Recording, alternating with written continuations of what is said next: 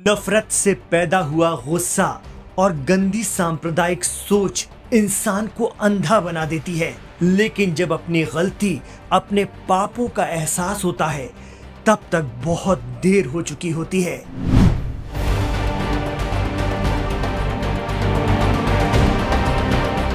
सूरत railway station से railway constable Chetan Singh Chaudhary, ASI Tikaram Meena, constable Narendra Parmar के साथ तड़के 3 बजे जयपुर मुंबई ट्रेन में सवार हुए थे। चेतन सिंह और मीणा की ड्यूटी एसी कोच में थी, बाकी स्लीपर कोच में तैनात थे। ट्रेन जब मुंबई के बोरीवली के निकट पहुंची, तब तक आरपीएफ कांस्टेबल चेतन सिंह चौधरी द्वारा 4 लोगों की हत्या की खबर से पूरा देश हिल गया था। रेलवे कांस्टेबल चेतन सिंह की गोली से मरने वालों में उनके आरपीएफ एएसआई टीकाराम मीणा के अलावा ट्रेन में सवार 3 यात्री, पालघर के नाला सोपारा में रहने वाले अब्दुल कादर भाई, मोहम्मद हुसैन भानपुर वाला, बिहार के मधुबनी के असगर अब्बास शेख और सैयद एस शामिल थे। दहीसर स्टेशन के पास ट्रेन में अलार्म चेन पुलिंग की घटना हुई, जहां आरोपी कांस्टेबल चेतन सिंह कूदकर भागा, लेकिन बाद में सरकारी रेलवे पुलिस जीआरपी ने उसे पकड़ लिया और उसका हथियार भी जब्त कर लिया था।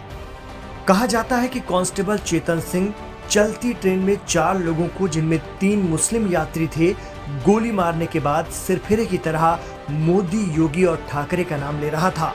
रिपोर्ट के अनुसार एक वायरल वीडियो में वो कहता हुआ सुनाई दे रहा है कि ये लोग पाकिस्तान से ऑपरेट होते हैं, इसलिए उन्हें मारा। भारत में रहना है तो केवल मोदी और योगी कहना है। हालांकि चेतन किस ठाकरे का नाम ले रहा था, वायरल वीडियो में ये स्पष्ट नहीं हो पाया। चलती ट्रेन में हुई इस वारदात के बारे में सुनकर हर कोई हैरान रह गया था। लोगों ने इसे संप्रदाय विशेष के प्रति नफरत की इंतहा बताया। कुछ लोगों ने आरोपी चेतन सिंह को मानसिक बीमार बताया, क्योंकि 3 यात्रियों के साथ ही उसने अपने अधिकारी टीकाराम मीणा को भी मौत के घाट उतार दिया था। लेकिन बाद में रिपोर्ट आई कि वो मानसिक तौर पर फिट था, उसे कोई बीमारी नहीं थी। घटना के 1 साल बाद अकोला जेल में बंद आरोपी चेतन चौधरी अब गिड़गिड़ा रहा है कि उसे जेल से बाहर निकालो। इंडियन एक्सप्रेस की रिपोर्ट के अनुसार आरोपी चेतन सिंह चौधरी की मां राजेंद्री देवी ने कहा है कि उनके बेटे ने बहुत बड़ा पाप किया है, जिसकी कीमत अब उनका पूरा परिवार चुका रहा है। उन्होंने ये भी कहा कि जब वो और उनकी बेटी जेल में चौधरी से मिली, तो वो जेल से बाहर निकलने में मदद के लिए उनसे भीख मांग रहा था।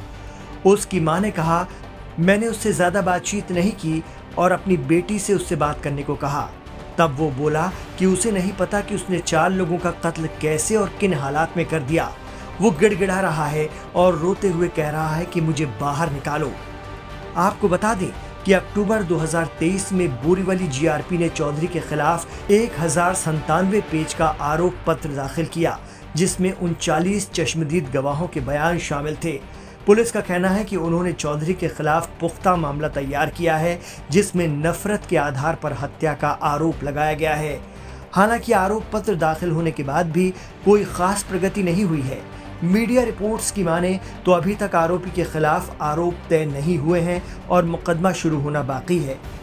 सरकार ने इस मामले को फास्ट ट्रैक आधार पर निपटाने की घोषणा की थी, लेकिन अब तक कोई खास पेशरफ्त नहीं हुई है।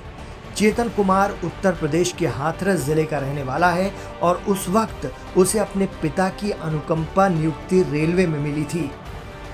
लेकिन नफरत से उपजे गुस्से ने चेतन और उसके पूरे परिवार को तबाह कर दिया।